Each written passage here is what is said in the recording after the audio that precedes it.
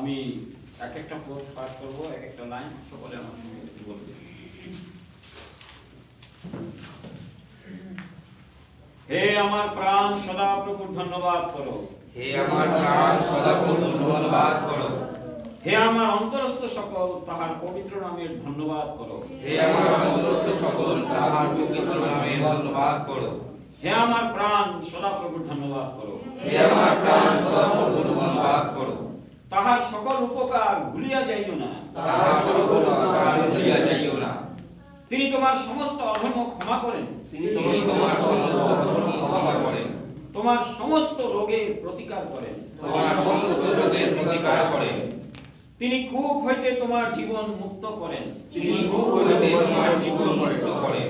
দয়া ও করুণার মুকুটে তোমাকে ভূষিত করেন। দয়া ও করুণার মুকুটে তোমাকে ভূষিত করেন। তিনি উত্তম দ্রব্যে তোমার মুখ তৃপ্ত করেন। তিনি উত্তম দ্রব্যে তোমার মুখ তৃপ্ত করেন। ঈগল পক্ষীর ন্যায় তোমার নূতন যৌবন হয়। ঈগল পক্ষীর ন্যায় তোমার নূতন যৌবন হয়। সদা প্রভু ধর্মকার্য সাধন করেন। সদা প্রভু ধর্মকার্য সাধন করেন। উপদ্রুত লোকদের পক্ষে বিচার নিষ্পত্তি করেন। উপদ্রুত লোকদের পক্ষে বিচার নিষ্পত্তি করেন। তিনি জানাইলেন মোশিকে আপনার পথ। তিনি জানাইলেন মোশিকে আপনার পথ। ইসরায়েল সন্তানগণকে আপনার কার্য সকল। ইসরায়েলের সন্তানগণকে আপনার কার্য সকল। সদা প্রভু স্নেহশীল ও কৃপাময়। সদা প্রভু স্নেহশীল ও কৃপাময়। ক্রোধে ধীর ও দয়াতে মহান। ক্রোধে ধীর ও দয়াতে মহান। তিনি নিত্য অনুযোগ করিবেন না। তিনি নিত্য অনুযোগ করিবেন না। চিরকাল ক্রোধ রাখিবেন না। চিরকাল ক্রোধ রাখিবেন না। তিনি আমাদের প্রতি আমাদের পাপ অনুযায়ী ব্যবহার করেন নাই। তিনি আমাদের প্রতি আমাদের পাপ অনুযায়ী ব্যবহার করেন নাই। আমাদের অধর্ম অনুযায়ী প্রতিফল আমাদিগকে দেন নাই। আমাদের অধর্ম অনুযায়ী প্রতিফল আমাদিগকে দেন নাই। কারণ পৃথিবীর উপরে আকাশমণ্ডল যত উচ্চ, পৃথিবীর উপরে আকাশমণ্ডল যত উচ্চ, যাহারা তাহাকে ভয় করে, তাহাদের উপরে তাহার দয়া তত মহৎ। তাহাদের উপরে তাহার দয়া তত মহৎ। পশ্চিম দিক হইতে পূর্ব দিক যেমন দূরবর্তী, পশ্চিম দিক হইতে পূর্ব দিক যেমন দূরবর্তী, তিনি আমাদের হইতে আমাদের অপরাধ সকল তেমনি দূরবর্তী করিয়াছেন। আমাদের অপরাধ সকলকে দূরবর্তী করিয়াছেন।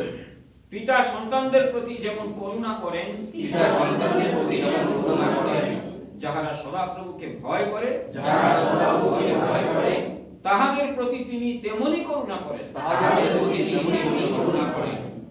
কারণ তিনি আমাদের গঠন জানেন। কারণ তিনি আমাদের গঠন জানেন। আমরা যে ধূলি মাত্র ইহা তাহার স্মরণে আছে। আমরা যে ধূলি মাত্র ইহা তাহার স্মরণে আছে। মর্ত তাহার আয়ু তৃণ সদৃশ্য। মর্ত তাহার আয়ু তৃণ সদৃশ্য। যেমন মাঠের পুষ্প, যেমন মাঠের পুষ্প, তেমনি সে প্রফুল্ল হয়। তেমনি সে প্রফুল্ল হয়। তাহার উপর দিয়া বায়ু বহিলেই সে আর নাই। তাহার উপর দিয়ে বায়ু বহিলে সে আর নাই। তাহার স্থানও তাহাকে আর চিনিবে না। তাহার স্থানও তাহাকে আর চিনিবে না। কিন্তু সদাপ্রভুর দয়া, কিন্তু সদাপ্রভুর দয়া, যাহারা তাহাকে ভয় করে, যাহারা তাহাকে ভয় করে, তাহাদের উপরে অনাদিকাল অবধি অনন্তকাল পর্যন্ত থাকে। তাহাদের উপরে অনাদিকাল অবধি অনন্তকাল পর্যন্ত থাকে। এবং তাহার ধর্মশীলতা ধর্মশীলতা পুত্র পৌত্রদের প্রতি বর্তে। পুত্র পৌত্রদের প্রতি বর্তে। তাহাদের প্রতি তাহাদের প্রতি যাহারা তাহার নিয়ম রক্ষা করে, যাহারা তাহার নিয়ম রক্ষা করে ও তাহার বিধি সকল পালনার্থে স্মরণ করে, ও তাহার বিধি সকল পালনার্থে স্মরণ করে। সদাপ্রভু স্বর্গে আপন সিংহাসন স্থাপন করিয়াছেন। সদাপ্রভু স্বর্গে আপন সিংহাসন স্থাপন করিয়াছেন। তাহার রাজ্য কর্তৃত্ব করে সমস্তের উপরে। তাহার রাজ্য কর্তৃত্ব করে সমস্তের উপরে। সদাপ্রভুর দূতগণ সদাপ্রভুর দূতগণ তাহার ধন্যবাদ করো। তাহার ধন্যবাদ করো। তোমরা বলে বীর, তোমরা বলে বীর, তাহার বাক্য সাধক, তাহার বাক্য সাধক, তাহার বাক্যের রব শ্রবণে নিবিষ্ট। তাহার বাক্যের রব শ্রবণে নিবিষ্ট। সদাপ্রভুর সমস্ত বাহিনী সদাপ্রভুর সমস্ত বাহিনী তাহার ধন্যবাদ। তাহার ধন্যবাদ করো। তোমরা তাহার পরিচারক, তোমরা তাহার বিচারক, তাহার অভিমত সাধক। তাহার অভিমত সাধক। সদাপ্রভুর সমস্ত নির্মিত বস্তু সদাপ্রভুর সমস্ত নির্মিত বস্তু তাহার ধন্যবাদ। তাহার ধন্যবাদ করো। তাহার অধিকারের সমস্ত স্থানে, তাহার অধিকারের সমস্ত স্থানে, হে আমার প্রাণ, হে আমার প্রাণ, সদাপ্রভুর ধন্যবাদ। সদাপ্রভুর ধন্যবাদ করো। সদাপ্রভুর ধন্যবাদ করো। আমরা হে আমার প্রাণ সদাপ্রভুর ধন্যবাদ করো, হে আমার অন্তস্থ সকল তাহার পবিত্র নামে ধন্যবাদ করো। হে আমার প্রাণ সদাপ্রভুর ধন্যবাদ করো, তাহার সকল উপকার ভুলিয়া যাইও না। আমরা এই বছরের শেষ প্রান্তে এসেছি, আর অল্প সময়, আর 1টা ঘন্টা বাকি আছে, আমরা 2020-কে বিদায় দেব। কিন্তু সারাটি বছর প্রভু আমাদেরকে যেভাবে ধারণ করে নিয়ে আসছেন, যেভাবে বহন করে নিয়ে আসছেন, যেভাবে আমরা সুস্থ ও সবল শরীরে আমরা এখানে উপস্থিত এবং আমরা তার আরাধনা করতে পারছি, আমরা তার ধন্যবাদ করতে পারছি, আমরা তার প্রশংসা করতে পারছি, সত্যিকারের এমন কোনো ভাষা, এমন কোনো বুদ্ধি আমাদের নেই যে আমরা তার দয়ার বর্ণনা করতে পারি। কত রকম জগতের লোকের কত রকম অবস্থার মধ্যে দিয়ে মানুষ গেছে, কত রকম অবস্থার মধ্য দিয়ে, কত সংকটের মধ্য দিয়ে মানুষ গেছে, কত অভাব অনাটনের মধ্য দিয়ে, কত যাতনার মধ্য দিয়ে এইভাবে অনেকে পৃথিবী থেকে চলেও গেছে, পৃথিবী ছেড়ে। আমাদের সামনেও আমরা দেখেছি যে অনেক সময় এমন সমস্যা, এমন সংকট, এমন দুর্যোগ মনে হয় যেন একেবারে আমাদেরকে ঘিরে ফেলেছে চারদিক থেকে এসে। কিন্তু আমাদের ঈশ্বর, আমাদের প্রতিজ্ঞাকারী ঈশ্বর আমাদেরকে সমস্ত বিপদ আপদ থেকে, সমস্ত রোগ ব্যাধি যাতনা সংকট পরীক্ষা প্রলোভন থেকে সারাটি বছর তিনি আমাদেরকে রক্ষা করে এসেছেন। আজকে আমরা এখানে দাঁড়িয়েছি, তার ধন্যবাদ, তার প্রশংসা না করে আমরা থাকতে পারি না। যদি আমরা তার দয়া, তার করুণা যে আমাদের প্রতি তিনি ব্যক্ত করেছেন, তা যদি আমরা স্মরণ করি আমাদের প্রত্যেকের জীবনে, আমরা ধন্যবাদ না করে থাকতে পারবো। কোনো মানুষ যদি আমাদেরকে একটা কোনো জিনিস দেয়, তবে আমরা নিশ্চয়ই তাকে ধন্যবাদ বলি বা থ্যাংক ইউ বলি। কিন্তু প্রভুর থেকে এরকম কত কিছু আমরা পেয়েছি, কত উপকার আমরা তার কাছ থেকে পেয়েছি। যখনই তাকে ডেকেছি তখনই তিনি উত্তর দিয়েছেন। কিছু কিছু সময় কোন কোন ভাই বোনদের এরকম যখন অসুখ, দুঃখ, কষ্ট, যাতনা হচ্ছে, বলছে দাদা ভাই প্রার্থনা করুন। আমি প্রার্থনা করেছি, প্রভু উত্তর দিয়েছেন, উত্তর দিয়েছেন। কিন্তু তিনি তোমার সমস্ত রোগের প্রতিকার করেন, তিনি কূপ হইতে তোমার জীবন মুক্ত করেন। তিনি আমাদের অপরাধ অনুযায়ী প্রতিফল তিনি আমাদেরকে দেন নাই। হ্যাঁ, আমাদের পাপ অনুযায়ী ব্যবহার তিনি আমাদের প্রতি করেন নাই। আমরা তার প্রতি কত কত অন্যায় ব্যবহার করেছি, তার আজ্ঞা পথে চলিনি, তাকে দুঃখ দিয়েছি, কষ্ট দিয়েছি, ব্যথা দিয়েছি। হয়তো আমাদের জীবন দ্বারা তিনি তার খুশি ও যাতনাও উপভোগ করেছেন, কিন্তু আমাদের অধর্ম অনুযায়ী প্রতিফল তিনি আমাদেরকে দেননি। কতবার তাকে জীবনে চলার পথে আমরা অস্বীকার করেছি, যেটা আমার কর্তব্য নয়, যেটা করণীয় নয়, সেটা আমরা করেছি। যেটা আমাদের করা উচিত নয় সেই কাজ আমরা করেছি। যে পথে আমাদের যাওয়া উচিত নয় সেই পথে আমরা গেছি। যে আলোচনা আমাদের করা উচিত নয় সেগুলো আমরা করেছি। এইভাবে আমাদের জীবনে চলার পথে আমরা অবিরত দেখেছি যে আমরা প্রভুকে দুঃখ দিয়েছি, কষ্ট দিয়েছি, ব্যথা দিয়েছি, যাতনা দিয়েছি। কিন্তু তিনি আমাদের প্রতি আমাদের পাপ অনুযায়ী প্রতিফল বা শাস্তি আমাদেরকে দেন নাই। সব সময় তিনি আমাদের উপকার করে আসছেন। হে আমার প্রাণ সদাপ্রভু ধন্যবাদ করো, তাহার সকল উপকার ভুলিয়া যাইও না। তাহার সকল উপকার ভুলিয়া যাইও না। তিনি উত্তম দ্রব্যে তোমার মুখ তৃপ্ত করেন, ঈগল পক্ষীর ন্যায় তোমার নূতন যৌবন হয়।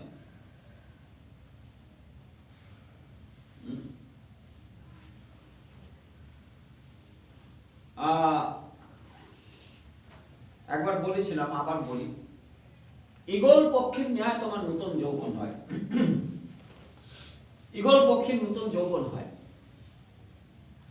যখন ঈগল পক্ষী বুড়ো হয়ে যায়, অনেক বছর তার বয়স হয়, তখন এমন একটা অবস্থা তার জীবনে আসে, ঈগলের কিন্তু প্রচন্ড শক্তি, এবং ঈগল পাখি আছে এমন একটা পাখি যে সমস্ত পাখির থেকে সব থেকে উপরে সে উড়ে, এবং তার বাসা সব থেকে উপরে থাকে, উচ্চ পাহাড়ে থাকবে, উচ্চে সে বসবে, তার পায়ের মধ্যে সমস্ত শক্তি। যদি কোনো বড় সাপ, যদি অজগর সাপও দেখে, সে পা দিয়ে তুলে নিয়ে চলে যাবে। সমুদ্র থেকে মাছ সে ঝাপটা দিয়ে পা দিয়ে ধরে নিয়ে চলে যায়। আর ঈগল পাখি তো সাপ দেখতে থাকতেই পারে না, সাপকে মারবেই মারবে সে।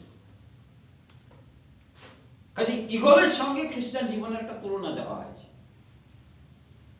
এবং ঈগল পাখি সব থেকে ঊর্ধ্বে থাকে, উচ্চ স্থানে থাকে, ওইখান থেকে সবকিছু সে দেখে, তার চোখের দৃষ্টি খুব তীক্ষ্ণ।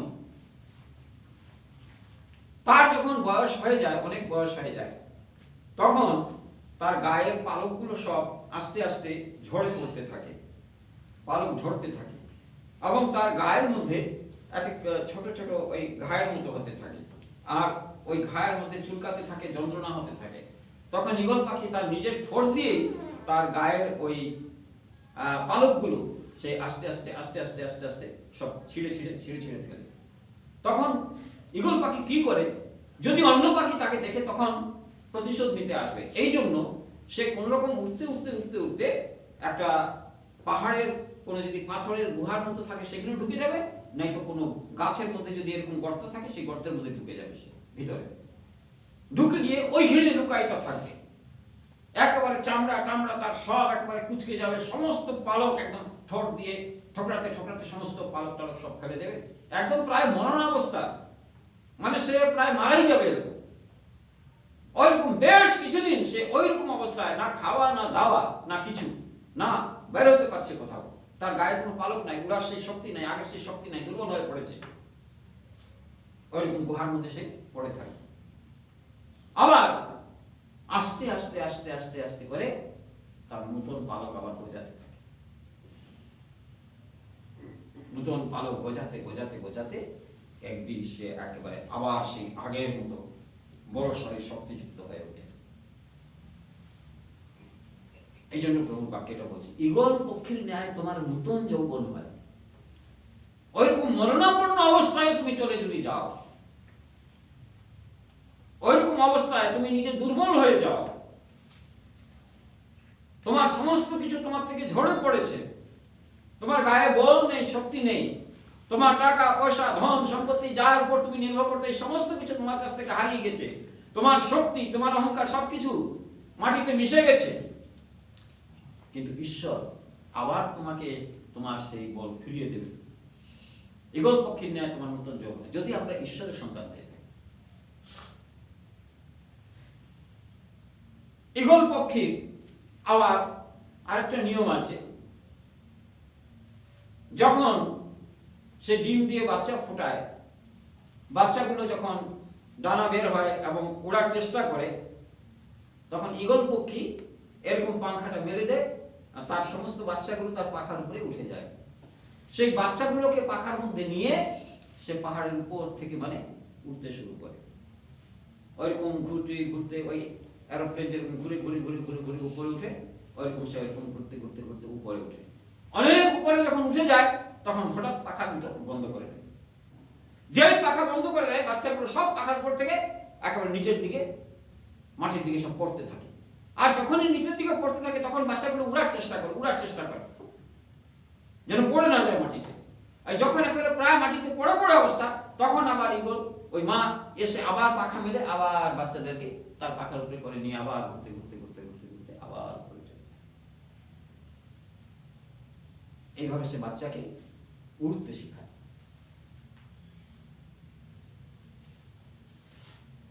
ঈগল পক্ষী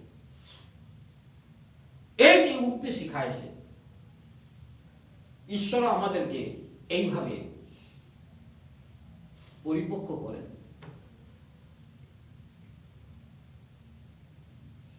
ঈশ্বর আমাদেরকে আশীর্বাদ করে নিতে নিতে নিতে নিতে হঠাৎ তিনি কি করেন, সবকিছু বন্ধ করেন।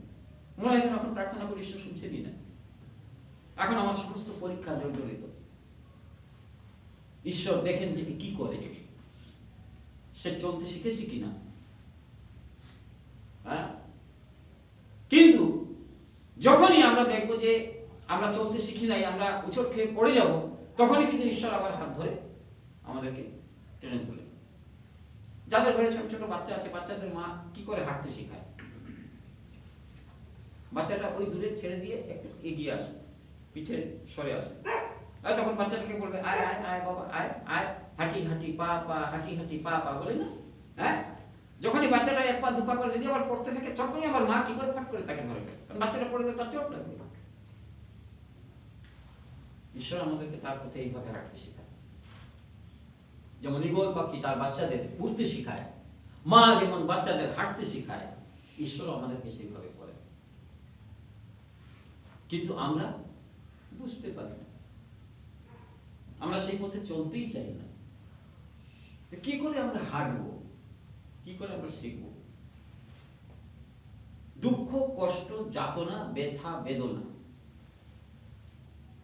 এই সমস্তের মধ্যে দিয়েই তিনি আমাদেরকে পরিপক্ক করেন।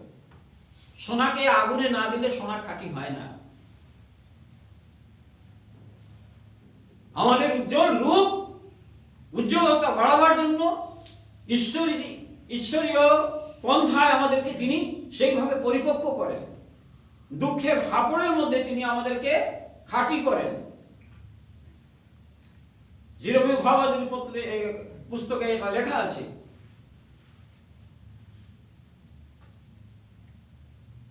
আমি মাটি আর তিনি কুম্ভকার। একটা কুম্ভকার যখন একটা মাটির বাসন তৈরি করে, তখন কিভাবে তৈরি করে দাঁড়িয়ে কিছুক্ষণ দেখবেন যে কিভাবে সে বাসন তৈরি করে। মানুষ কিরকম কি দেখবে, কিভাবে বাসন তৈরি করে, একটা এরকম ঘোড়ার একটা চাক্কা থাকে, মাটিটা ওখানে বসিয়ে দেয়, বসিয়ে দিয়ে ওই চাক্কা ঘোরাতে থাকে, ঘুরতে ঘুরতে ঘুরতে ঘুরতে তার সে যে ডিজাইন বানাবে, সে হাত দিয়ে সেই জায়গাটার উপরে ধরবে, বাসনটা ঘুরতে থাকবে আর ওই ডিজাইনটা হতে থাকবে। যদি ওই ডিজাইনটা ঠিক মতো না হলো, আবার সেই মাটির ইয়েটাকে সে ভেঙে ফেলবে, ভেঙে আবার নতুন করে করবে। কিন্তু যারা মাটির বাসন তৈরি করে, তাদের আরেকটা পন্থা আছে, দেখবেন যে ওই মাটিটাকে তারা একেবারে পা দিয়ে দলে একেবারে তাকে আগে মোলায়েম করবে। যদি একটা বাসন তৈরি করতে হয়, তাকে আগে পা দিয়ে দলিয়ে মাটিটাকে ভিজিয়ে নরম করে পা দিয়ে দলে একেবারে আগে কি করবে, তাকে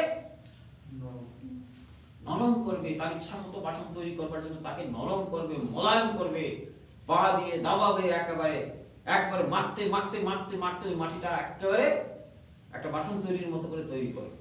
আমরা বাসন তো তৈরি হতে চাই, কিন্তু ওইভাবে মারতে চাই না।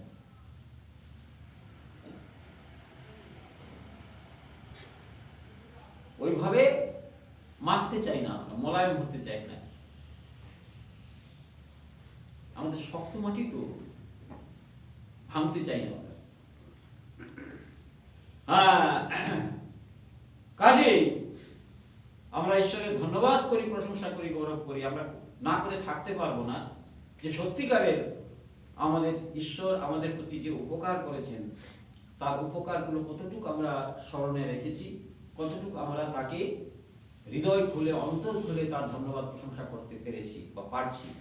এই বছরের শেষে আমরা সারাটা বছরের দিকে যদি আমরা একবার পিছন ফিরে তাকাই, যে দেখবো সারাটা বছর আমি কিভাবে আমার জীবনযাপন করেছি, কিভাবে কতটা দুঃখ তাকে দিয়েছি, কতটা কষ্ট তাকে দিয়েছি, আমার কথার দ্বারা, আমার চাল চলন দ্বারা, আমার উঠা বসার দ্বারা, আমার কার্যের দ্বারা, কত শতবার তাকে অস্বীকার করেছি। আমরা স্কুলতে যেহুদাকে দোষ দিই, যিশুকে 30 টাকায় বিক্রি করে দিয়েছে। আমরা যদি দেখি নিজেদের জীবনে, তো দেখবো যে আমিও কোনো স্কুলতে যেহুদার থেকে কম নই। আমার স্বার্থের জন্য, আমার অনেক সুবিধার জন্য আমরা হয়তো কতবার যিশুকে বিক্রি করে দিয়েছি, তাকে অস্বীকার করেছি।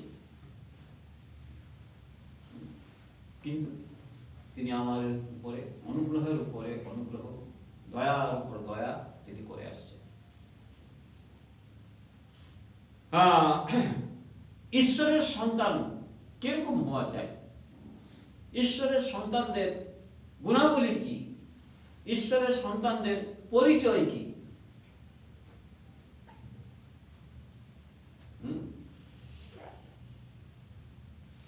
মতিলিখিত সুসমাচার 5 অধ্যায় আমরা কয়েকটা পদ দেখি।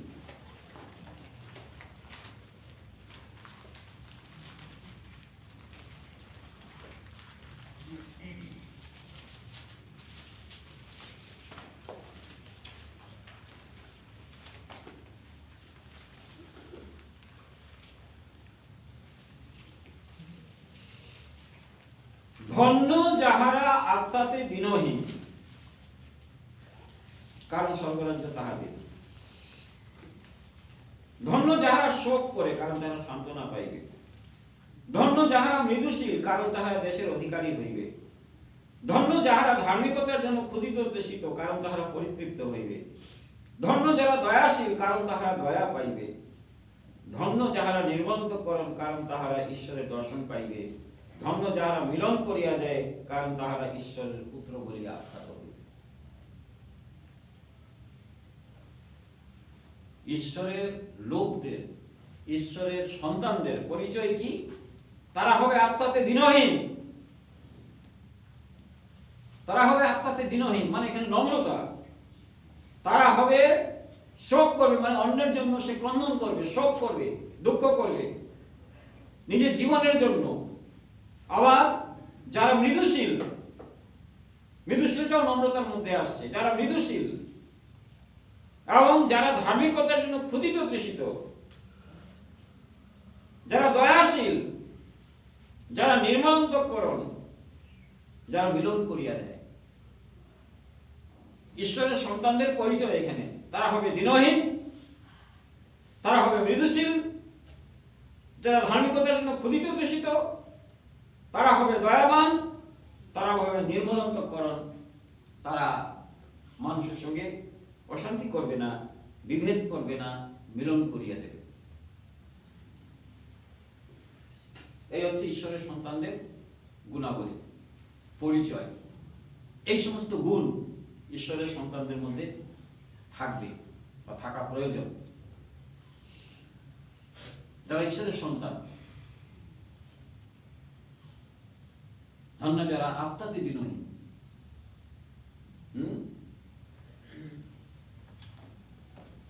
এইগুলো হচ্ছে ঈশ্বরের পুত্রদের একটা লক্ষণ। যারা ঈশ্বরের লোক, যারা ঈশ্বরের লক্ষণ, এই গুণাবলীগুলো যাদের মধ্যে আছে, তারা নিজে নিখুঁত থাকবার চেষ্টা করবে, নিজে পরিষ্কার থাকবার চেষ্টা করবে এবং অন্যকেও পরিষ্কার করার চেষ্টা করবে। সে এটা বলবে না ও আমি তো ঠিক আছি, ও যেরকম চলছে চলুক, ওর ব্যাপারে ও বুঝে নেবে, ও ঈশ্বরের শাস্তি পাবে না। এটা ঈশ্বরের লোক না, এটা হচ্ছে সেলফিশনেস, স্বার্থবাদী। আমি বেঁচে গেলাম, তার যা হয় হোক, তার প্রতি কোনো দয়া নেই, মায়া নেই। ঈশ্বরের সন্তানরা কখনো এরকম পায় না। আমরা দেখেছি অপবায়ী পুত্রের ঘটনা, যেটা যিশু যে দৃষ্টান্তটা দিলেন, যে দুই ভাইয়ের মধ্যে এক ভাই বাবাকে বললো যে আমার সম্পত্তির ভাগ আমাকে দিয়ে দাও, আমি বাইরে চলে যাব, ওইখানে গিয়ে আমি আরো সম্পত্তি কামাবো। কিন্তু বাবা জানতেন যে ছেলেকে যদি আমি তার ভাগ দিয়ে দিই, সেই সেটাকে নষ্ট করে ফেলবে। তাকে অনেক বোঝানো সত্ত্বেও, যদিও বাইবেলে সেটা লেখা নেই, কিন্তু আমরা বুঝতে পারি যে তাকে হয়তো অনেকে বুঝিয়েছে, কিন্তু বোঝানো সত্ত্বেও সে সেটা শুনেনি, সে কথা মানেনি। না, আমার ভাগ আমাকে দিয়ে দাও, আমি বিদেশে চলে যাব, আমি একদিন বড় লোক হয়ে, এক বড় জমিদার হয়ে আমি ফিরে আসবো।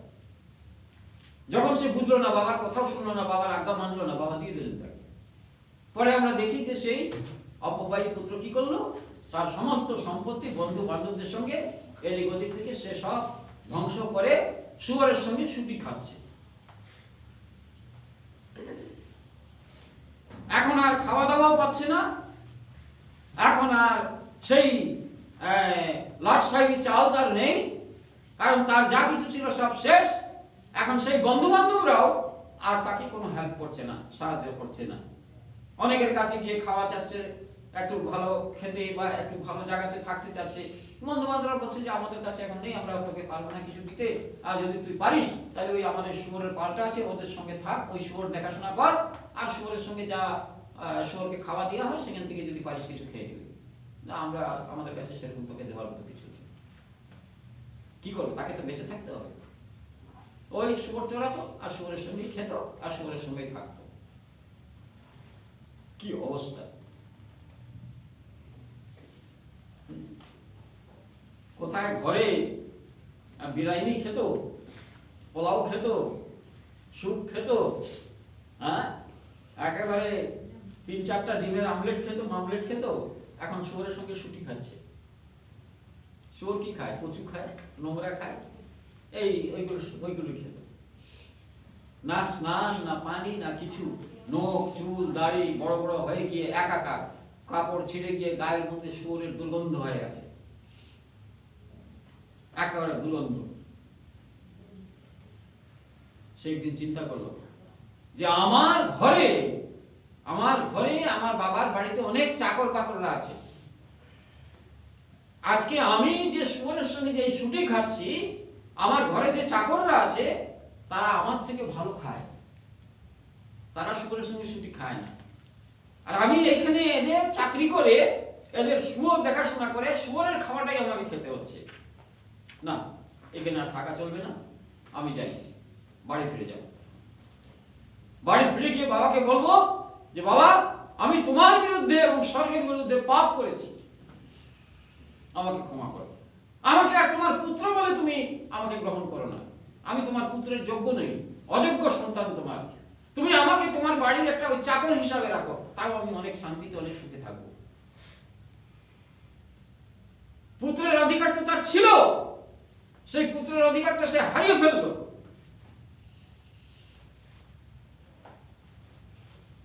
তার যে নিজস্ব ব্যক্তিগত স্বাধীনতা, ঈশ্বর যেটা মানুষকে দিয়েছেন ফ্রি উইল, সেটা ব্যবহার করে সে কি করলো?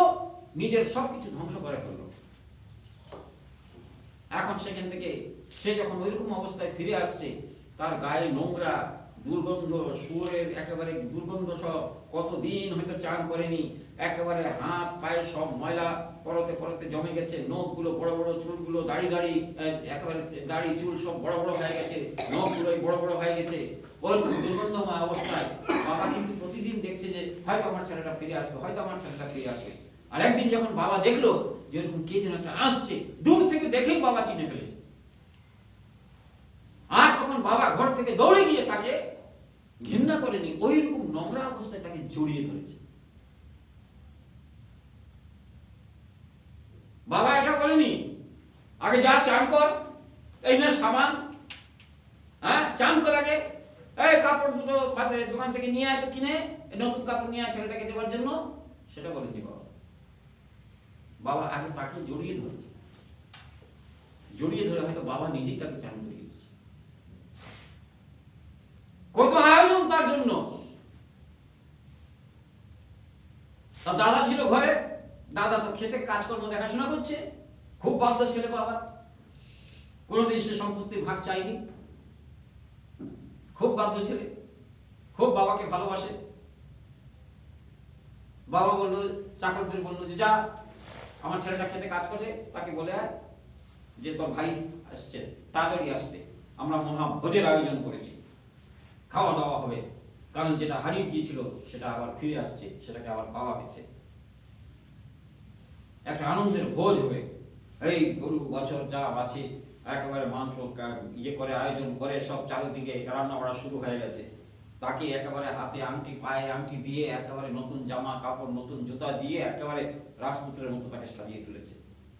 যখন ওই দাদা শুনতে পেল যে ভাইয়ের জন্য এই ভোজের আয়োজন, ভাইয়ের জন্য এত কিছু আয়োজন করা হচ্ছে, তখন ভাই বলল, দাদা বলল, আমি এতদিন বাবার বাধ্য হয়ে বাবার কাছে আছি, কোনোদিন অবাধ্য হয়নি, কোনোদিন তার সম্পত্তি থেকে কিছু চাইনি, কিন্তু আজকে আমার জন্য একটা ভোজের আয়োজন না করে ওই পতিত ভাই যে তার সমস্ত ভাগ নিয়ে সব নষ্ট করে ফেলেছে, একেবারে শুয়োরের মতো জীবনযাপন করেছে, আজকে সে এসেছে, তার জন্য এক আয়োজন।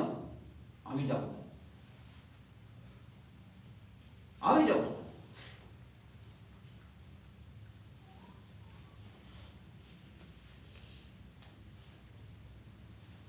এটা হচ্ছে যে এই দাদার মধ্যে প্রেম নাই, ভাইয়ের জন্য প্রেম নাই। ভাইটা হারিয়ে গেছে, সে ফিরে এসেছে, যাই ভাইকে জড়িয়ে ধরি, তার প্রেম নেই। এরকম ধার্মিক প্রচুর আছে, এরকম ধার্মিক প্রচুর আছে।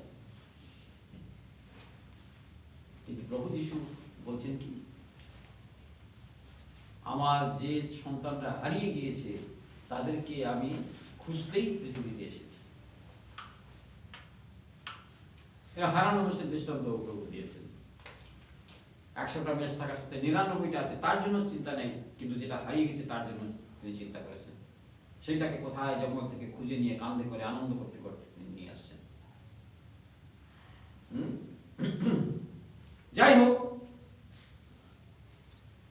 যেটা বলছিলাম যে যারা ঈশ্বরের সন্তান তারা ওই রকম ওই অপব্যয়ী পুত্রের দাদার মতো স্বার্থবাদী হবে না। ও পাপ করেছে, ও জানে, ও বুঝে নেবে, ওর আনন্দে, ওর ভোজে, ওর আয়োজনে আমি যাব না, আমি তো ধার্মিক, আমি তো বাবার অবাধ্য হইনি, আমি সম্পত্তির ভাগ চাইনি।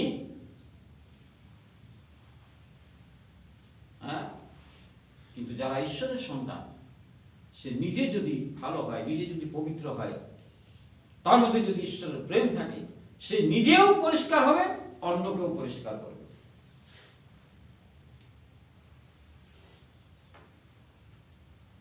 অন্যকেও পরিষ্কার করবে।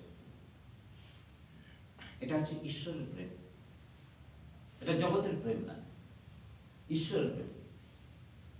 কিন্তু ঈশ্বরের প্রেম যাদের নেই, তারা নিজে তো পাপ করবেই করবে, আবার লোকের কাছে দেখাবে যে আমি একেবারে খুব ভালো লোক, আর গোপনে গোপনে ষড়যন্ত্র করবে, গোপনে গোপনে ষড়যন্ত্র করবে। নিজে তো অপরিষ্কার, আর অন্যকেও অপরিষ্কার করবে, আবার ষড়যন্ত্র রচনা করবে। তারা ঈশ্বরের সন্তান না। আমরা প্রেরিতের কার্য বিবরণ 5 অধ্যায় দেখি।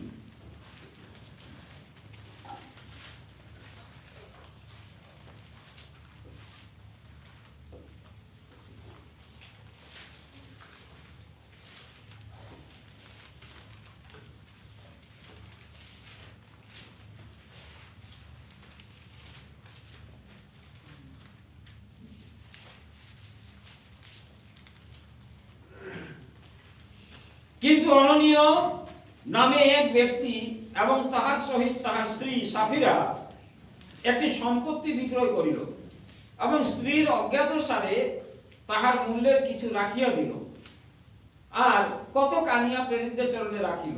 তখন পিতর কহিলেন, অননীয়, শয়তান কেন তোমার হৃদয় এমন পূর্ণ করিয়াছে যে তুমি পবিত্র আত্মার কাছে মিথ্যা বলিলে এবং ভূমির মূল্য হইতে কতকটা রাখিয়া দিলে? সেই ভূমি থাকিতে কি তোমারই ছিল না? এবং বিকৃত হইলে পর কি উহা তোমার নিজ অধিকারে ছিল না? তবে এমন বিষয়ে তোমার হৃদয়ে কেন ধারণা করিলে? তুমি মনুষ্যদের কাছে মিথ্যা কথা কহিলে, এমন নয়, ঈশ্বরেরই কাছে কহিলে। এই সকল কথা শুনিবা মাত্র অননীয় পড়িয়া প্রাণ ত্যাগ করিল। আর যাহারা শুনিল সকলেই অতিশয় ভয়গ্রস্ত হইল। পরে যুবকেরা উঠিয়া তাহাকে বস্ত্রে জড়াইল ও বাহিরে লইয়া গিয়া কবর দিল। আর প্রায় 3 ঘন্টা পর তাহার স্ত্রীও উপস্থিত হইল, কিন্তু কি ঘটিয়াছে তাহা সে জানিত না। তখন পিতর তাহাকে উত্তর করিলেন, আমাকে বলো দেখি, তোমরা সেই ভূমি কি এত টাকাতে বিক্রয় করিয়াছিলে? সে বলিল, হ্যাঁ, এত টাকাতেই বটে। তাহাতে পিতর তাহাকে কহিলেন, তোমরা প্রভুর আত্মাকে পরীক্ষা করিবার জন্য কেন এক পরামর্শ হইলে? দেখো, যাহারা তোমার স্বামীর কবর দিয়াছে তাহারা দ্বারে পদার্পণ করিতেছে এবং তোমাকেও বাহিরে লইয়া যাইবে কবর দিতে। কি ভয়ানক ঘটনা, কি ভয়ানক ঘটনা। যখন প্রৈতিক মণ্ডলী স্থাপন হয়, যখন পবিত্র আত্মার দ্বারা 120 জনের উপরে পবিত্র আত্মা নেমে আসে এবং এই 120 জনকে নিয়ে যখন প্রৈতিক মণ্ডলী স্থাপিত হয়, তখনকার বিশ্বাসীরা তাদের ধন সম্পত্তি টাকা পয়সা যা কিছু ছিল সব প্রেরিতদের চরণে এনে রাখত, নিজের জন্য কিছুই রাখত না। এবং যার যা প্রয়োজন হতো তাদের কাছ থেকেই চেয়ে তারা নিত, প্রেরিতরা তাদেরকে যেটা যতটুকু চেত তারা প্রেরিতরা তাদেরকে দিত, সবকিছু তাদের ভরসা। এখন এইটা দেখে এই অননীয় সাথীরা, মানে দুটো বিশ্বাসী ছিল, স্বামী স্ত্রী দুজনে, তারা চিন্তা করলো সবাই যখন তাদের ধন সম্পত্তি নিয়ে বিক্রি করে বা করে জমা করে প্রেরিতদের চরণে দিচ্ছে, আমরাও তাই করি। তারা কি করলো, তাদের একটা জমি ছিল, সেই জমিটা তারা বিক্রি করলো। বিক্রি করে দুজন এক পরামর্শ করলো, দুজন বসে ষড়যন্ত্র করলো, এই সব টাকা দেওয়া যাবে না, সব টাকা দেওয়া যাবে না, যদি বাই চান্স আবার কিছু হয় তাহলে আবার কোথায় টাকা পাবো, সব টাকা দেওয়া যাবে না। আরে এটা তো আমাদেরই টাকা না, কিছুটা রেখে দিই ঘরে, হয়তো কষ্টের সময় সাহায্য হবে বা কোনো কষ্টে পড়লে এটা দিয়ে উপকার হবে, কিছুটা দিয়ে আসি, অর্ধেকটা রাখি অর্ধেকটা দিই।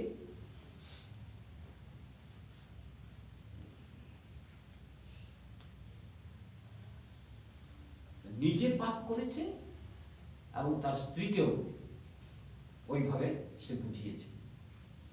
নিজে অপরিষ্কার, তার স্ত্রীকেও সেই বুদ্ধি দিয়েছে তাকে পরিষ্কার করবে না, তার স্ত্রীও তাকে পরিষ্কার করলো না, দুইজন এক পরামর্শ হল।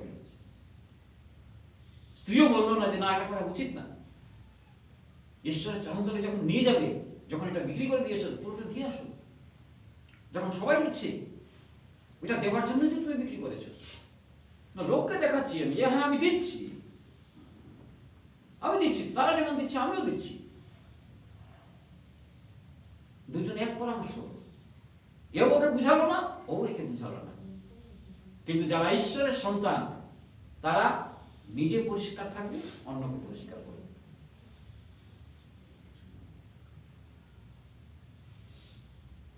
পবিত্র আত্মার কাছে মিথ্যা কথা, হ্যাঁ, যখন আসলো তখন কি হলো, পিতর কি বললেন, হ্যাঁ,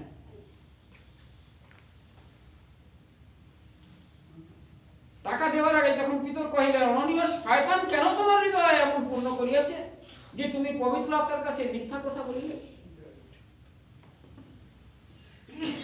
এবং ভূমির মূল্য হইতে কতটা রাখিয়া দিলে। আর এটা তো তোমারই ছিল, তুমি পুরাই রেখে দিতে পারতে, কি দরকার তুমি এরকম ভাবে নিয়ে আসছো।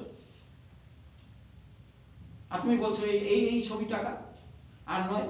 স্ত্রীকে জিজ্ঞাসা করলো, স্ত্রী কি বললো, প্রায় 3 ঘন্টা পরে তার স্ত্রীও উপস্থিত হইল, কিন্তু কি ঘটিয়াছে তাহা সে জানিত না। তখন পিতর তাহাকে উত্তর করিলেন, আচ্ছা আমাকে বলো দেখি, তোমরা সেই ভূমি কি এত টাকাতেই বিক্রি করিয়েছিলে? সে কহিল হ্যাঁ। এই যে মিথ্যা কথা বলল, বলল হ্যাঁ। তাহলে পিতর তাহাকে কহিলেন, তোমরা প্রভুর হাত থেকে পরীক্ষা করিবার জন্য কেন এক পরামর্শ দিলে? এক পরামর্শ দিলে। ভয়ঙ্কর মণ্ডলীর অবস্থা, সেই সময় আগুন, তার স্বামীও মারা গেল, তার স্ত্রীও মারা গেল। তোমার স্বামীকে কবর দিয়ে আসছে, তারা তোমাকেও নিয়ে যাবে।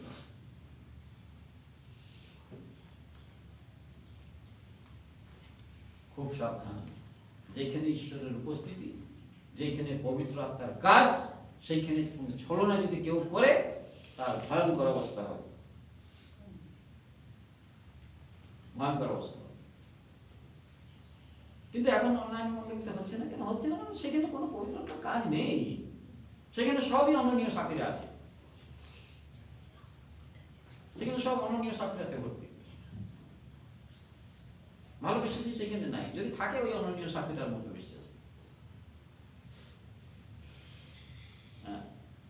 কিন্তু যেখানে ঈশ্বরের কাজ, সেখানে খুব সাবধান, খুব সতর্ক। কেউ তোমাকে দিতে বলি নাই ভাই, ওটা তো তোমারই ভাই, কিন্তু ছলপূর্বক কেন করছো, মিথ্যা কথা কেন বলছো?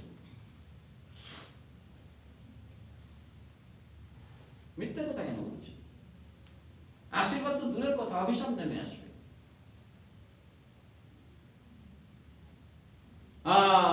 কাজে ঈশ্বরের পুত্র যারা, তারা এই কোয়ালিটির হয় না।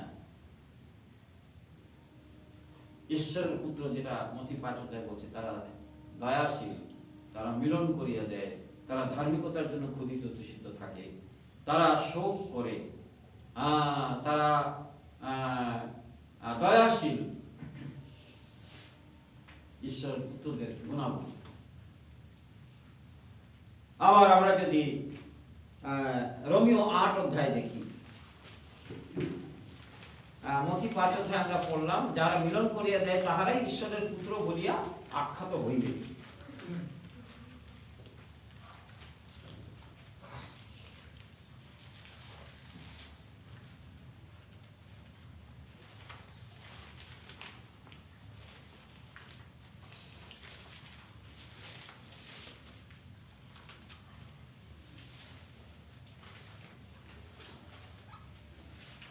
বারো পদ থেকে পড়ি, 8 অধ্যায় 12 পদ থেকে। অতএব হে ভাতৃগণ, আমরা ঋণী কিন্তু মাংসের কাছে নয়, যে মাংসের বসে জীবনযাপন করিব।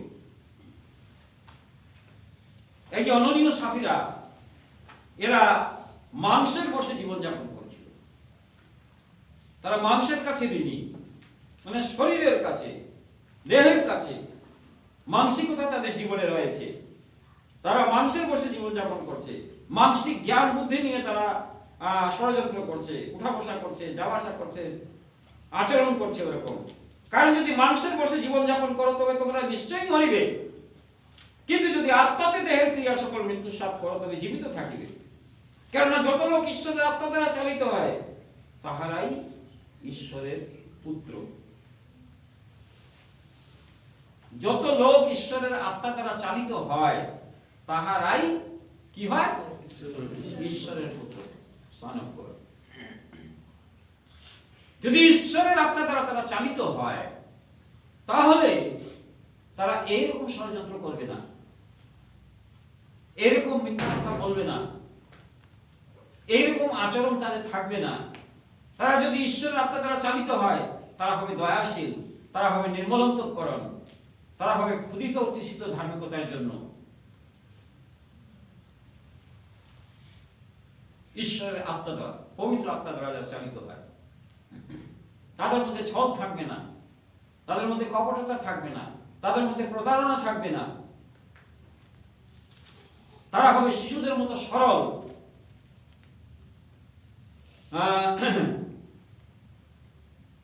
এরকম ঈশ্বরের পুত্রদের অনেক গুণাবলী বাইবেলে আছে, যারা ঈশ্বরের সন্তান। এই যে আমরা গীত সংহিতা 103 অধ্যায় পড়লাম, সেইখানে বলছে যে ধন্য তাহারা, ইংরেজিতে বলছে ব্লেসেড দে আর। হ্যাঁ, ঠিক তো? মানে তারাই আশীর্বাদ পাত্র।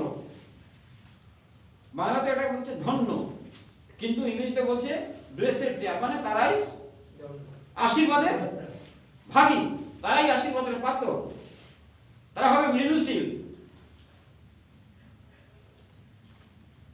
তারা হবে আত্মাতে দীনহীন, তারা ধার্মিকতার জন্য ক্ষুধিত তৃষিত, তারা হবে দয়াশীল, তারা হবে নির্মলন্তকরণ, তারা মিলন করিয়া দেবে, তারা ঈশ্বরের পুত্র বলে আখ্যাত হবে। এই গুণাবলী, এই আচরণ থাকবে, এরাই হবে ঈশ্বরের পুত্র। তাদের মধ্যে ছল কপটতা থাকবে না। এই জন্য তিনি যখন আসিবেন আমরা তাহার সমরূপ হব। কিরকম ভাবে? যিশুর মধ্যে এই সমস্ত গুণাবলী ছিল। তিনি ছিলেন দয়াশীল, তিনি ছিলেন নির্মলন্তকরণ, তিনি ছিলেন ঈশ্বরের রাজ্যের জন্য, ঈশ্বরের কাজের জন্য ক্ষুধিত তৃষিত, সবসময় ঈশ্বরের রাজ্যের কথা বলতেন। তিনি ছিলেন একেবারে আত্মাতে দীনহীন, নম্র। একেবারে তিনি কি করলেন? নিজেকে একেবারে গর্ব মনে করে ঈশ্বরের পুত্র, আমি একজন সৃষ্টিকর্তা বলে তিনি অহংকার করেন নাই। তিনি কি করলেন? একটা মাটির মানুষের পা ধুয়ে দিলেন, গামছা দিয়ে তার পা মুছে দিলেন, পা ধুয়ে দিলেন তাকে। তিনি ছিলেন মৃদুশীল, দীনহীন। হ্যাঁ, তিনি মানুষের মিলন করিয়ে দিলেন। ধন্য তাহারা যারা মিলন করিয়া দেয়। কি মিলন করে দিলেন তিনি? কার সঙ্গে কার মিলন করে দিলেন? মানুষের সঙ্গে ঈশ্বরের মিলন করে দিলেন। হ্যাঁ, আবার আমরা যদি গীত সংহিতা 119 অধ্যায় দেখি,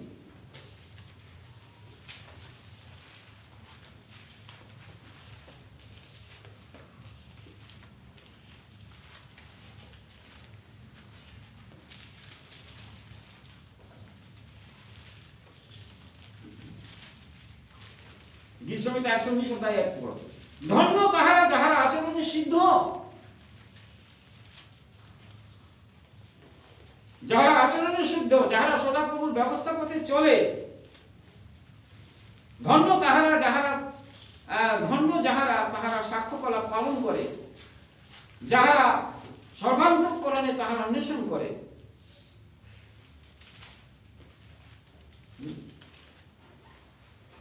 যারা আচরণে সিদ্ধ,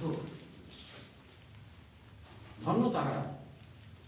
ঈশ্বরের সন্তানরা এই কোয়ালিটি হবে। মানুষ একেবারে বর্তমান জগতে ছলে, কপটে, প্রতারণায়, একেবারে হিংসাতে, একেবারে সেলফিশনেস, স্বার্থপরতায় একেবারে মানে মানুষ একেবারে আকৃষ্ট হয়ে আছে, একেবারে আকৃষ্ট হয়ে আছে। ঈশ্বরীয় গুণাবলীর লেশ মাত্র নেই। তারা কি করে প্রভুর আগমনে যাবে, কি করে তারা তার সমরূপ হবে, যিশুর সমরূপ হবে। যিশু কোনো সময় নিজের জন্য চিন্তা করেন নাই, সবসময় তিনি পরের জন্য চিন্তা করেছেন। নাকি তিনি নিজের খাওয়া, ঘুম, নিদ্রা সব ভুলে গেছেন। ভুলে গিয়ে তিনি মানুষের জন্য চিন্তা করেছেন, মানব জাতির জন্য তিনি চিন্তা করেছেন। তার একটাই কাজ ছিল যে মানব জাতিকে কি করে মুক্ত করা যায় পাপের বন্ধন থেকে, পাপের শৃঙ্খল থেকে কি করে বের করে নিয়ে আসা যায়। এই চিন্তাই তাকে সারা জীবন খেয়েছে যতদিন তিনি পৃথিবীতে ছিলেন। যে কাজটা করবার জন্য তিনি আসছিলেন, সেই কাজটা কিভাবে করা যায় যেন তার মধ্যে কোনো ফাঁক ফোকর না থাকে যেখান দিয়ে শয়তান ঢুকতে পারবে। একেবারে সেই কাজটা তিনি ছিলেন পূর্ণ, ঈশ্বরের পূর্ণতা তার মধ্যে বাস করত।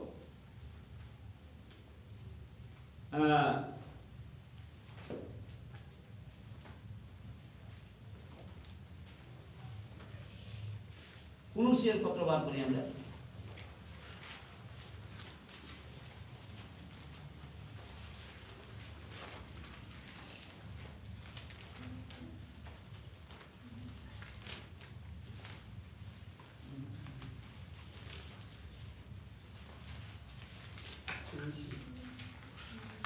কলসিয়ার পত্র আমরা এক কথায় কিছু অংশ পাঠ করি, তারপরে পরে দেখি।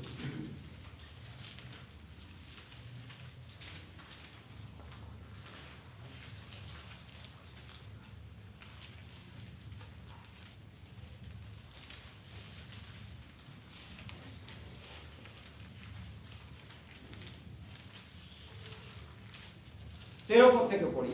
তিনি আমাদেরকে অন্ধকারের কর্তৃত্ব হইতে উদ্ধার করিয়া আপন প্রেম ভূমি পুত্রের রাজ্যে আনয়ন করিয়াছেন। ইহাতেই আমরা মুক্তি পাপের মোচন প্রাপ্ত হইয়াছি। ইনি মানে প্রভু যীশু খ্রিস্ট, ইনি অদৃশ্য ঈশ্বরের কি অদৃশ্য ঈশ্বরের প্রতিমূর্তি। কে ঈশ্বরের প্রতিমূর্তি, অদৃশ্য ঈশ্বরের প্রতিমূর্তি? হ্যাঁ, প্রভু যীশু। প্রভু যীশুকে তো কেউ দেখেনি না, হ্যাঁ আমরা কেউ দেখেছি, কিন্তু আমরা দেখতে পাচ্ছি কি তার জীবন দ্বারা, তার কাজ দ্বারা, যেটা বাইবেলে লিপিবদ্ধ করা আছে, তার জীবনে যা তিনি করেছেন তার মধ্য দিয়ে আমরা প্রভু যীশুকে দেখতে পাচ্ছি। তিনি দেখতে কি ছিলেন আমরা একটু ফটো দেখলেই বুঝতে পারি যে এই যে প্রভু যীশুর চেহারা এবং তিনি এই করে গেছেন। তার দ্বারাই আমরা তাদের পরিচয় পেয়ে গেছি যে এই যে যীশু ছিলেন তিনি কি ছিলেন? ঈশ্বরের প্রতিমূর্তি। আর যখন ঈশ্বর জগৎ সৃষ্টি করলেন তখন তিনি কি বললেন? আইসো আমরা আমাদের প্রতিমূর্তিতে।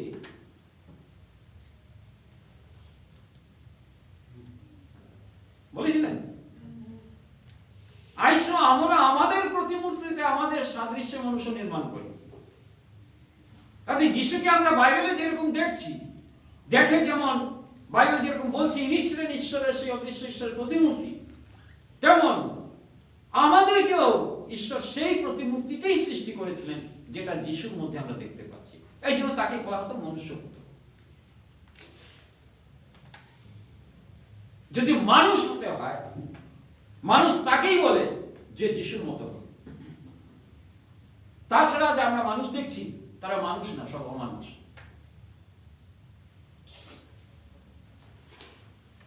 যদি মানুষ হতে হয় তবে অদৃশ্য ঈশ্বরের প্রতিমূর্তি আমাদেরকে দেখা যাবে।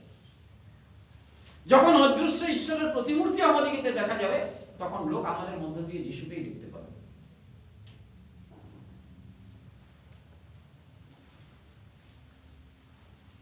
আমাদের আচরণ, আমাদের চালচলন, আমাদের উঠা বসা, যেমন মথি 5 অধ্যায়ে আমরা পড়লাম, দয়াশীল, ক্ষমাবান, আত্মাতে দীনহীন, ধার্মিকতার জন্য ক্ষুধিত তৃষিত, আমরা বিলম্ব করে দেব, প্রতিবাদ করব না, প্রতিহিংসা করব না, নম্রতা থাকবে, তারা ঈশ্বরের পুত্র বলে আখ্যা পাবে। ইনি ঈশ্বরের, অদৃশ্য ঈশ্বরের প্রতিমূর্তি, সমুদয় সৃষ্টির প্রথম জাত। কেননা তাহাতে সকলেই সৃষ্ট হইয়াছে, স্বর্গে ও পৃথিবীতে, দৃশ্য কি অদৃশ্য যা কিছু আছে, সিংহাসন হোক কি প্রভুত্ব হোক কি আধিপত্য হোক কি কর্তৃত্ব হোক, সকলেই তাহার দ্বারা ও তাহার নিমিত্ত সৃষ্ট হইয়াছে। আর তিনি সকলের অগ্রে আছেন ও তাহাতেই সকলের স্থিতি হইতেছে। আর তিনি দেহের অর্থাৎ মণ্ডলীর মস্তক। তিনি আদি, মৃতগণের মধ্য হইতে প্রথম জাত। মৃতগণের মধ্য হইতে যদি কেউ পুনরুত্থিত হয়ে থাকে তিনিই ছিলেন, প্রভু যিশুই ছিলেন মৃতগণের মধ্যে প্রথম পুনরুত্থান করেছেন, যেন সর্ববিষয়ে তিনি অগ্রগণ্য হন। কারণ ঈশ্বরের এই হিতসংকল্প হইল যেন সমস্ত পূর্ণতা তাহাতে বাস করে। ঈশ্বরের সম্পূর্ণ পূর্ণতা যিশুর মধ্যে বাস করত। এই জন্য যখন শিষ্যরা জিজ্ঞাসা করছিল পিতাকে আমাদের দেখাও, তখন যিশু বলেছিলেন যে আমাকে দেখিয়াছে সে পিতাকে দেখিয়াছে। কেন বলতেন? কারণ ইনি হচ্ছেন ঈশ্বরের প্রতিমূর্তি। যে প্রতিমূর্তিতে, যে সাদৃশ্যে আজকে তিনি মানব সৃষ্টি করেছিলেন আদিতে। কাজে একটা মানুষ যখন তার ঈশ্বরের প্রতিমূর্তিকে কলঙ্ক করে ফেলেছে, সেই প্রতিমূর্তিকে হারিয়ে ফেলেছে, সমস্ত শয়তানের প্রতিমূর্তি মানুষের মধ্যে যখন প্রবাস করেছে, ওই একটা অবাধ্যতার ফলে আবার সেই প্রতিমূর্তিকে ফিরিয়ে দেওয়ার জন্য, আবার সেই স্থানে মানুষকে নিয়ে দাঁড় করাবার জন্যই প্রভু যীশু এই জগতে এসেছিলেন।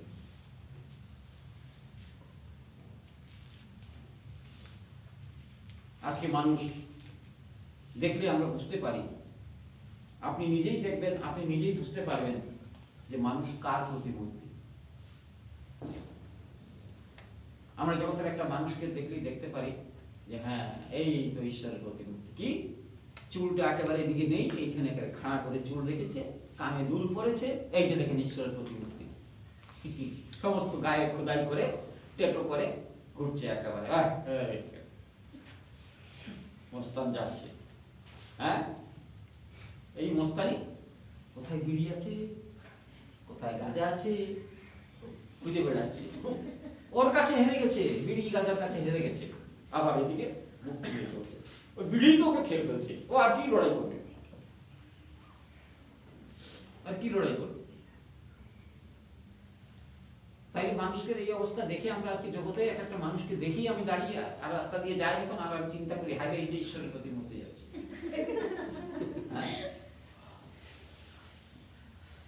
ওকে দেখলে তো বলতে তো বাধ্য হচ্ছি যে এটা শয়তানের প্রতিমূর্তি। কারণ ঈশ্বরের প্রতিমূর্তি এরকম হতে পারে না। এই প্রতিমূর্তিতে ঈশ্বর মানুষকে সৃষ্টি করেন নাই, কারণ তিনি যখন আসবেন আমরা তাহার সমারোহ হইব, তার প্রতিমূর্তি আমাদের মধ্যে দিয়ে দেখা যাবে। হ্যাঁ, যখন কিন্তু সুসমাচার পড়লাম না সেটা, আবার প্রথম প্রথম যোহানের পত্র, তুমি ইংরেজিতে পড়ো।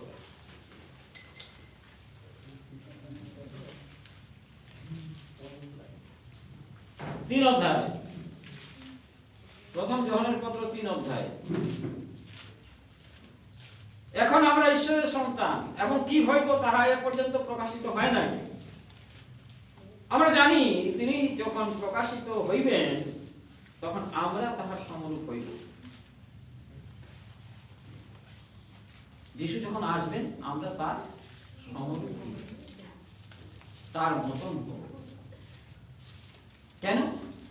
যে ঈশ্বর সেই প্রতিমূর্তিতেই আমাদেরকে সৃষ্টি করেছিলেন, তার মতো অমরত্ব দিয়ে, তার মতো পবিত্রতা দিয়ে, তার মতো উজ্জ্বলতা দিয়ে, তার মতো নির্মলন্তকরণ দিয়ে, তার মতো প্রেম দিয়ে।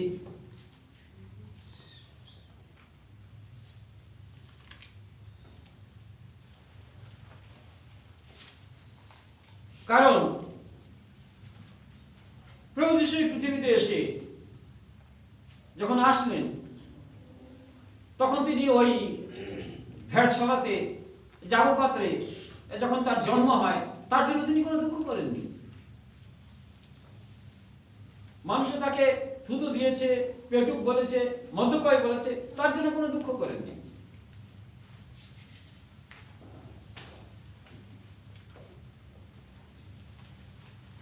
তার জন্য তিনি কোনো দুঃখ করেননি, কারণ তিনি নিজে জানেন আমি তো ঈশ্বরের প্রতিমূর্তি, এই জগৎটাই তো আমার। এর জন্য তার কোনো চিন্তা নেই। করবি তোরা কর, কত করবি,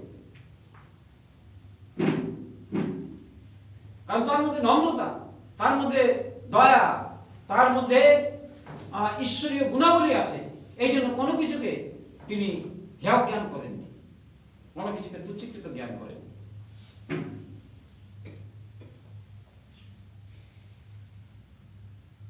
যারা ঈশ্বরের লোকদেরকে, যারা ঈশ্বরের পুত্রদেরকে অবজ্ঞা করবে, তুচ্ছীকৃত, তাতে কোনো যায় আসবে না,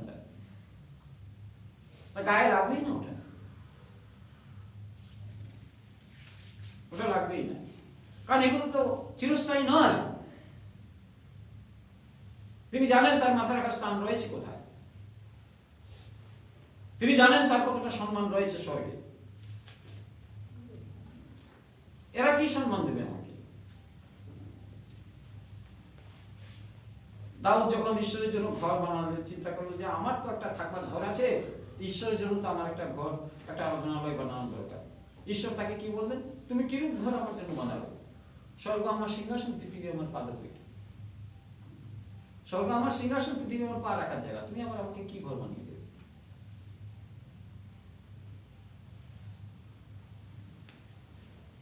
লোকে তাকে জায়গা দেয়নি পান্থশালায়, পান্থশালায় থাকার জন্য তো তিনি আসেননি। তার থাকার জন্য তো একেবারে সেই সোনার সিংহাসন রয়েছে, সোনার ঘর রয়েছে। এগুলো তো শেষ হয়ে যাবে, পান্থশালা ফলা থাকবে না এগুলো। এর তার মনে কোনো দুঃখ নেই। এই জন্য আমাদের যখন আমরা চিন্তা করব যে আমাদের থাকার একটা মাথা রাখার জায়গা নেই বা ইয়ে নেই বা অমুক নেই, আমাদের চিন্তা করার দরকার নেই। আমাদের রয়েছে তো, বরং এগুলো আমরা দান করে যাব। একটা কথা মনে পড়ে, দেবগ্রামে দাদু ভাই বলতেন যে প্রভুর আগমন আমার জীবনকালে হবে, হয়তো এই যুগ সভার মধ্যেও হতে পারে, তোমরা সকলে প্রস্তুত হয়ে আসো। তখন ওই পাশে সিএনআই মিশনের কিছু বিশ্বাসীরা আছে, ওইখান থেকে পাদ্রী মশাই এসে দাদু ভাইকে বলছেন, আচ্ছা প্রভুর আগমন তো আপনি বিশ্বাস করছেন যে খুব শীঘ্র হবে, হয়তো যুগ সভায় হয়ে যেতে পারে, কোনো ঠিক নেই, তাইলে যাবার সময় এই বিল্ডিংটা আর আপনার বহু বছর যেগুলো আছে সানডে স্কুলে, এগুলো আমার নামে লিখে দিয়ে দেবে। দাদু ভাই বলতেন যে না, এটা আমার লিখে দিবার দরকার নেই, তোমরা এমনি নিয়ে নিন, তোমাদের জন্যই রেখে যাবো। কারণ এগুলো নিয়ে তো আমি ওইখানে আর ওই গরু পালবো না, ওইখানে গিয়ে তো আমার জন্য ঘর আমি বানাবার জন্য আমার জমি কেনা নেই। চাঁদে যেমন ভানু মুখোপাধ্যায় চাঁদে জমি বিক্রি করতেন, আমার তো ওইখানে মঙ্গল গ্রহে আর ওই চাঁদে গিয়ে জমি কেনার বেচার দরকার নেই, ওখানে আমাদের জন্য তৈরি হয়ে আছে, সব ওখানে তৈরি হয়ে আছে। কাজে ঈশ্বরীয় প্রতিমূর্তি গুণাবলী একটা অদ্ভুত বিষয়, যেটা প্রত্যেকটা ঈশ্বরের সন্তানদের মধ্য দিয়ে দেখা যাবে, এবং ঈশ্বরের সন্তানরা সেই রকম করে, যেরকম প্রভু যিশু ছিলেন, প্রভু যিশুর মতো আমরা হব। এই জন্য এত প্রস্তুতি, এই জন্য হচ্ছে একতা। এই জন্য যিশু প্রার্থনা করেছিলেন, হে পিতা, যেমন আমি তোমাতে এক, তেমন ইহারাও যেন এক হয়। এই প্রার্থনা তিনি এই জন্য করে গেছিলেন, জানেন যে শয়তান এসে এই ভেদাভেদ, এই বিভিন্নতা সে সৃষ্টি করবে, তৈরি করবে। একতা যদি থাকে, এক যদি হয়ে থাকে, শয়তানের হাঁটু কাঁপে, শয়তানের হাঁটু কাঁপে, সে নার্ভাস হয়। এই জন্য যত দরকার টুকরো করলে তার সেইখানে সে জয়ী হবে। এই জন্য শয়তান এই কাজগুলো করেছে। আমরা বাইবেল থেকে দেখলে আরো অনেক বিষয় আছে, যেগুলো বললে অনেক সময় লাগবে। আমরা এখন একটু পরেই আমরা নতুন বছর কে বরণ করতে যাব, কিন্তু আমরা নতুন বছরকে কিভাবে গ্রহণ করব? গত বছরের মতো?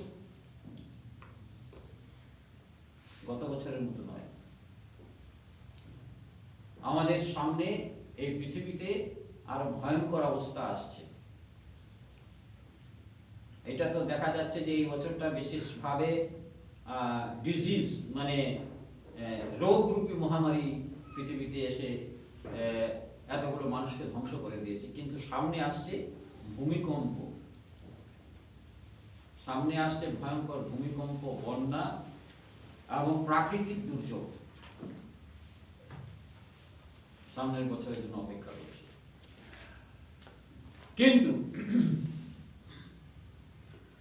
সত্যিকারের আমরা কি বলে প্রভুকে ধন্যবাদ দেব যে আমরা যেইভাবে বছরের শুরু থেকে কিছুটা এগিয়ে এসে আমরা দেখলাম যে একটা ভয়ঙ্কর অবস্থা, যে ঈশ্বরের কাজ আর হয়তো করা যাবে না, কারোর কাছে গিয়ে ঈশ্বরের বাণী দেওয়া যাবে না। অনেক ভাই বোন আছে যারা উপযুক্ত খাদ্য পায়নি, উপযুক্ত ঈশ্বরের বাক্যের পরিচর্যা পায়নি, যার জন্য নানান প্রকার ভ্রান্তির মধ্যে অনেকে পড়ে আছে, যাদের জীবন এখন পর্যন্ত সম্পূর্ণভাবে প্রস্তুত হতে পারেনি। হয়তো অনেকে পরিত্রাণই পায়নি, কোন রকম ভাবে বাইবেলের কিছু বাক্য তাকে বুঝিয়ে দিয়ে, বাপ্তিস্ম দিয়ে তাকে খ্রিস্টান করে ফেলছে। কেউ কিন্তু বাপ্তিস্মই দেয়নি, বাপ্তিস্ম না দিয়েই তারা ঈশ্বরের আরাধনা করছে তাদেরকে নিয়ে। খ্রিস্টানই হয়নি, সে ঈশ্বরের আজ্ঞাই পালন করেনি, আর তার কাছ থেকে টাকা কালেকশন করছে, চাঁদা নিচ্ছে, পয়সা নিচ্ছে, আর সে বাড়ি নিয়ে চলে যাচ্ছে। আমরা তো ভাই যার তার কাছ থেকে টাকা পয়সা নেই না। কোন খ্রিস্টান যদি আমাদের দিতে চায় টাকা, আমরা তার টাকাও আমাদের দরকার নেই, কারণ সে কিরকম খ্রিস্টান আমরা সেটা দেখবো। কোথা থেকে সে টাকাটা নিয়ে আসলো, টাকাটা কি মিথ্যা কথা বলে কামালো, কোন অন্যায় পথে সেই টাকা কামালো, সেই টাকা আমরা নেব না, আমরা গ্রহণ করবো না। আমরা টাকা চাই না, আমরা চাই তাকে, আমরা চাই তাকে, তার টাকার আমাদের প্রয়োজন নেই। কাজেই যেটা হবে পূর্ণ হবে। হ্যাঁ, এখন খ্রিস্টানের কিরকম জন্ম হচ্ছে, তার অর্ধেক বডি মায়ের গর্ভে রয়েছে, অর্ধেক বডি বের হয়ে আসছে, পুরোপুরি বের হয়নি, লটকে আছে। খালি যিশুর নাম শিখিয়ে দিয়েছে, একটা গান প্রার্থনা করছে, মানে আর কিছু না, বাপ্তিস্ম হয়নি, কিছু নেই, মানে অর্ধেক বডি ভিতরেই রয়েছে, অর্ধেক বডি বাইরে আছে, পুরো ডেলিভারি হয়নি। এরকম খ্রিস্টানদের নিয়ে চলছে, কারণ ডাক্তার নেই, উপযুক্ত ডাক্তার নেই, তো ডাক্তারি পাস করেনি, থিওলজি পাস করেছে, ডাক্তারি পাস করেনি।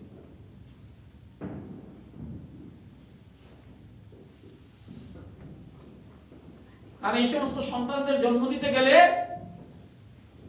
ঈশ্বরের আত্মায় সেই ডাক্তার হতে হবে, উত্তম চিকিৎসক হতে হবে।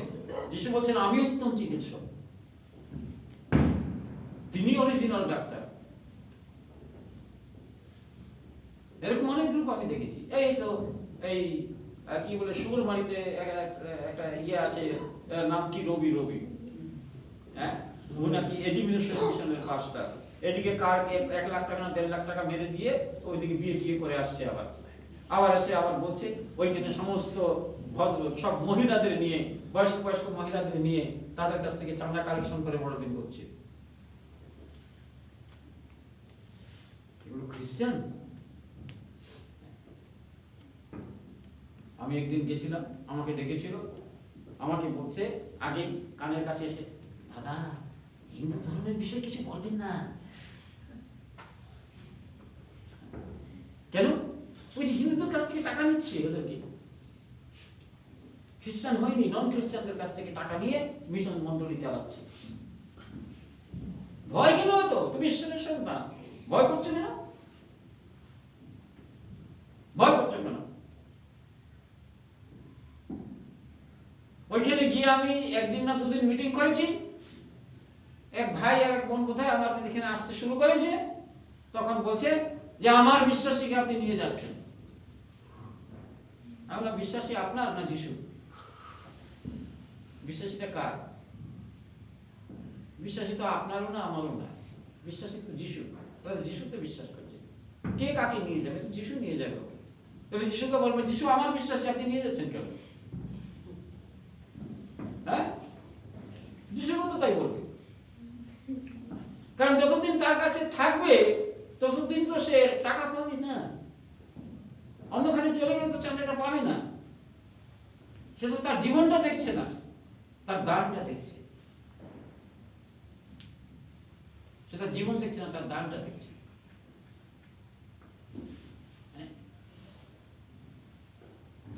আবার শুনছি এই যে আমাদের আমাদের কি বলে ভাইয়ের শ্বশুর শাশুড়ি আসছেন, ওনারা এক জায়গায় থাকেন, ওখানে নাকি লেডিসরা চার্জ নেই।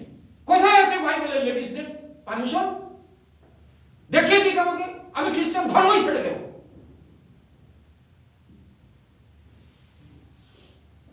মেয়ে ছেলেরা কখনো পারমিশন নেই, তারা প্রভুর ভোজ দিতে পারবে না, তারা মন্ডলীতে দাঁড়াতে পারবে না, পুলপিটে এসে। হ্যাঁ, সানডে স্কুল করতে পারে, মহিলা সমিতি করতে পারে, অন্যের জন্য প্রার্থনা করতে পারে, এটা তাদের কাজ।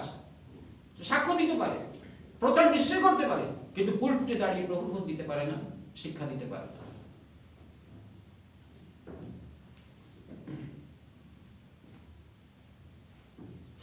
নিজেদের মন গড়া এক একটা থিওরি বের করে দিয়ে এক একটা গ্রুপ তৈরি হয়েছে, একটা মন্ডলী তৈরি হয়েছে। এরা খ্রিস্ট যিশুতে এক। যিশুর জন্মদিনের মানেই তো হচ্ছে যে সকলকে খ্রিস্ট যিশুতে এক করা। ওইখানে একটা গ্রুপ এই না, হ্যাঁ, আরেকটা কি ছিল ওই সেলফিশনেসটা কি পাম্পা জানে ওগুলো, হ্যাঁ, কি কি গ্রুপটা আসতো মহিলার ওখানে, যেই বাড়িতে আমি গেছিলাম, সেলফ গ্রুপ না কি গ্রুপ, হ্যাঁ হ্যাঁ, আরে না না, সেলফ গ্রুপ তুমি বলছো, মহিলারা বাইবেল খুলে প্রার্থনা করে আর বাইবেল খুলে বলে চাঁদা, এরকম বাইবেলে দাও।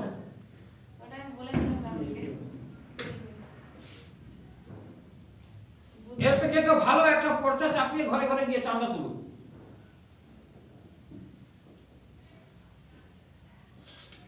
কোথায় পাচ্ছে এরা এই সমস্ত কিছু? টাকা কালেকশনের গ্রুপে ভিখারি হয়ে গেছে। যিশু হচ্ছেন রাজাদিগের রাজা, আর তার ছেলেরা ভিক্ষা করে খাচ্ছে, ছেলেমেয়েরা। আমরা তো ভিক্ষা করি না, আমরা কারোর কাছে ভিক্ষা করি না, আমরা বরং ভিক্ষা দেই। আমরা পিতলের মতো বলতে পারবো, সোনা কি চাঁদি আমাদের কাছে নাই, কিন্তু আছে একটা জিনিস আমরা দিতে পারি, নাসরতীয় যিশুর নামে হাঁটিয়ে বেড়াও।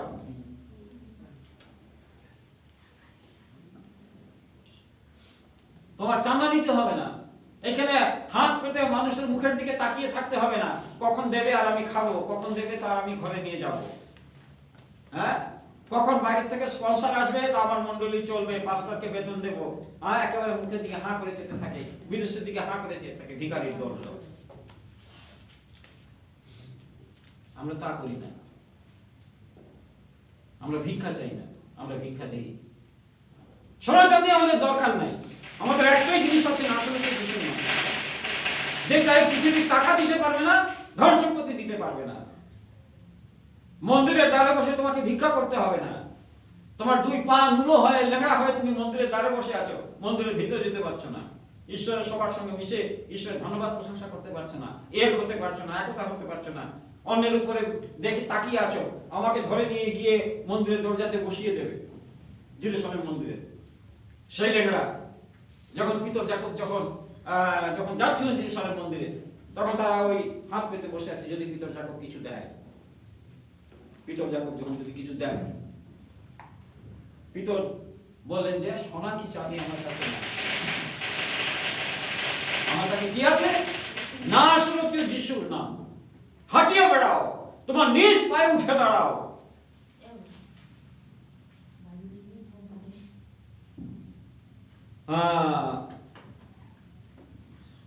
আমরা আর বেশি বলবো না, আমরা একটা গান করি, তারপরে আমরা ঈশ্বরকে ধন্যবাদ দেব।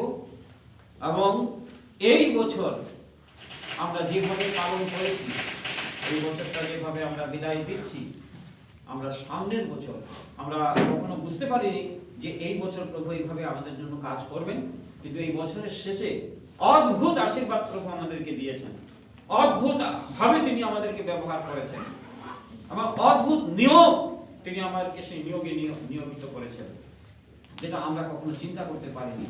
মানুষের কাছে এই 2020 হয়তো একটা দুর্যোগপূর্ণ বছর হতে পারে, একটা ভয়ঙ্কর বছর হতে পারে, কিন্তু আমাদের কাছে এই বছর ঈশ্বরের আশীর্বাদের বছর ছিল। এবং সামনের বছর আমি আজকে বলে দিচ্ছি, অদ্ভুত অদ্ভুত কাজ দেখবেন ঈশ্বরের, আপনার জীবনে দেখবেন, আপনার মণ্ডলীতে দেখবেন, জগতে দেখবেন। ওই জগতে কি করোনা আসলো, কি ভরনা আসলো, কি ধরনা আসলো, ওই দিকে আমরা দেখবো না, ওইটা শয়তানের কাজ, শয়তান করেই যাবে। আর ওইটা আমাদের দরকার, ওইটা না হলে মানুষের চোখ খুলবে না, ওই সমস্ত না হলে মানুষের চোখ খুলবে না। আমরা তো প্রার্থনা করি ঈশ্বরের কাছে জগতে আরো সংকট আসুক, শান্তি না, সংকট আসুক, আরো দুঃখ আসুক, আরো যাতনা আসুক, ঈশ্বরের ধর্ম নেমে আসুক পূর্ণরূপে জগতের উপরে, অগ্নিবর্ষণ হোক আকাশ থেকে, এটা আমরা চাই। কারণ পৃথিবী থাকবে না, এই পৃথিবী আমাদের না, আমাদের ওই পৃথিবী যেটা প্রভু আমাদের জন্য সৃষ্টি করেছে, আমরা সেখানে যাব। কাজে একটা কাপড় না ছিঁড়লে নতুন কাপড় পাওয়া যায় না, কাজে একটা জায়গা ধ্বংস না হলে নতুন জায়গায় যাওয়া যায় না। কাজে আমরা চাই এখানে ধ্বংস, যেন আমরা নতুন জায়গায় যেতে পারি। Hallelujah, praise the Lord. Hallelujah, praise the Lord.